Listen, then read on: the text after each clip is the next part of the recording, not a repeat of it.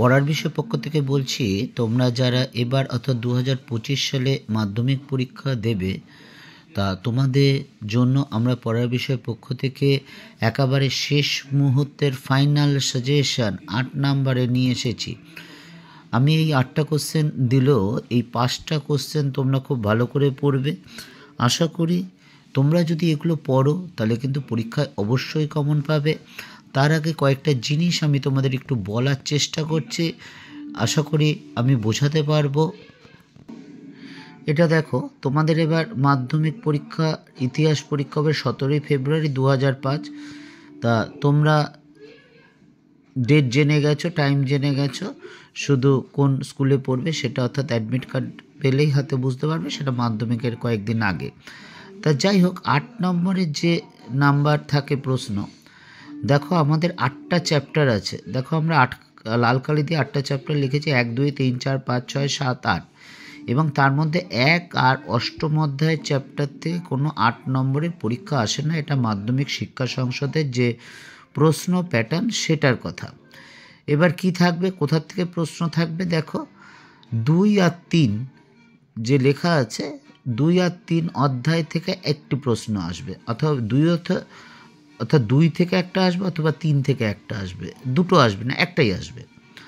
আবার 4 এবং 5 অধ্যায় থেকে একটাই প্রশ্ন আসবে, আর 6 এবং 7 অধ্যায় থেকে একটাই প্রশ্ন আসবে, 8 অধ্যায় থেকে কোনো প্রশ্ন আসবে না। অর্থাৎ টোটাল তোমাদের 3টে কোশ্চেন আসবে 8 নম্বরের, তার মধ্যে যে কোনো একটা লিখতে হবে। এবং তোমরা জানো যে 2017 সালে প্রথম তোমরা এই পদ্ধতিতে পরীক্ষা দিয়েছ, এবং 2017 সালের এই পদ্ধতির প্রথম পরীক্ষায় যে 3টে প্রশ্ন এসেছিল দেখতেই পাচ্ছ, দ্বিতীয় অধ্যায় থেকে এসেছিল, চতুর্থ অধ্যায় থেকে এসেছিল, সপ্তম অধ্যায় থেকে এসেছিল। 2018 সালে কি এসেছিল, 2 নম্বর অধ্যায় থেকে এসেছিল, 5 নম্বর অধ্যায় থেকে এসেছিল, আর 7 নম্বর অধ্যায় থেকে এসেছিল।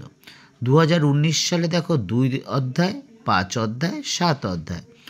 2020 সালে 2 অধ্যায়, 5 অধ্যায়, 7 অধ্যায়।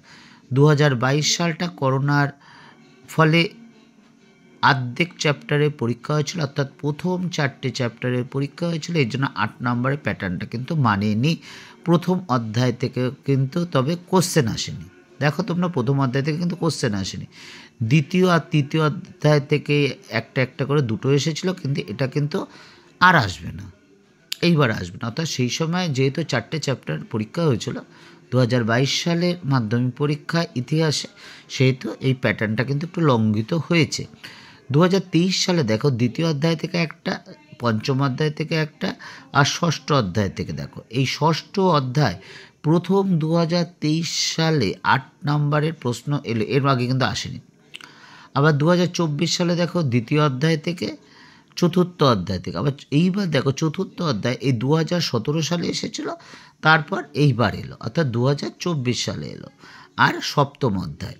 তাহলে আমরা দেখলাম কি, মোটামুটিভাবে 8 নম্বরের প্রশ্ন মোটামুটিভাবে 2 নম্বর থেকে আসছে, 3 নম্বর থেকে আসেনি, একমাত্র করোনার বছরে এসেছিল। চতুর্থ অধ্যায় থেকে 17 সালে এসছে, 24 সালে এসছে, আর আসেনি।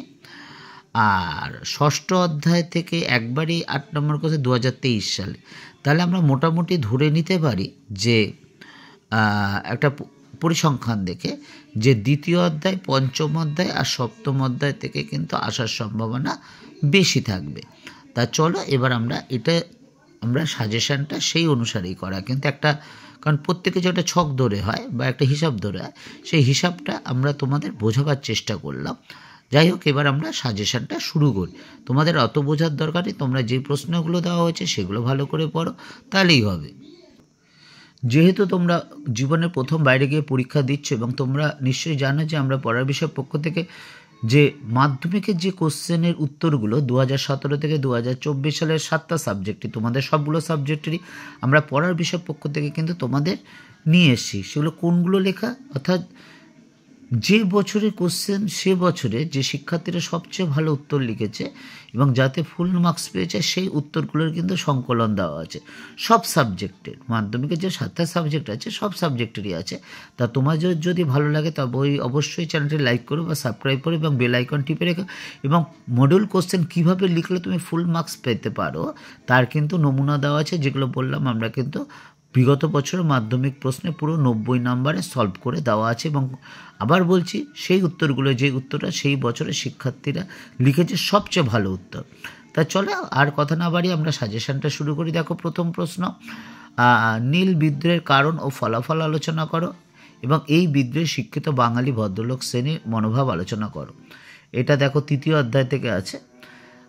তারপর দেখো মহাবিদ্যের প্রকৃতি ও তার চরিত্র আলোচনা করো, এটা 4র্থ অধ্যায়।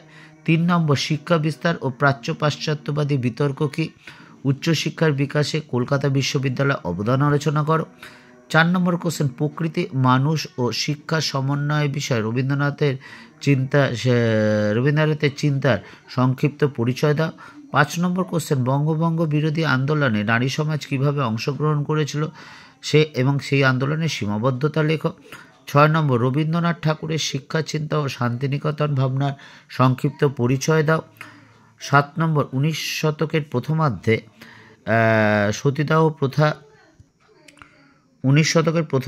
সতীদাহ প্রথা বিরোধী প্রচেষ্টাগুলির পরিচয় দাও। রামমোহন রায় কীভাবে সতীদাহ প্রথা বিরোধী আন্দোলনকে সাফল্যমণ্ডিত করেন। 8 নম্বর প্রশ্ন দেখো, বাংলায় ধর্ম সংস্কার আন্দোলনে রামকৃষ্ণদেবের অবদান আলোচনা করো। এই 8টা কোশ্চেন থাকলেও যে প্রথম যে কোশ্চেনগুলো, যে 6টা কোশ্চেন 1, 2, 3, 4 এবং দেখো 3টে করে স্টার দেওয়া আছে, এই 6টা কোশ্চেন কিন্তু তোমরা অবশ্যই খুব ভালো করে পড়ো। এই কোশ্চেনগুলো ভালো করে পড়লে তোমরা কিন্তু অবশ্যই পরীক্ষায় কমন পাবে।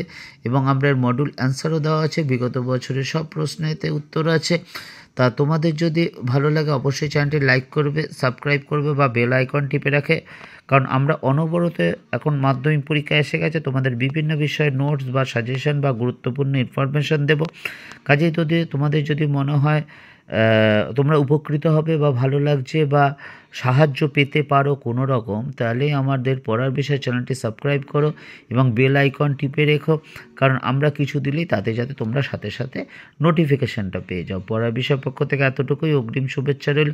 শুধু ইতিহাস পরীক্ষা ভালো নয়, সামগ্রিকভাবে সব পরীক্ষা ভালো দেবে জীবনের, অবশ্যই রেজাল্ট ভালো করবে, নিজের উপর বিশ্বাস রাখো। পড়ার বিষয় পক্ষ থেকে এতটুকুই, অগ্রিম শুভেচ্ছা রইল।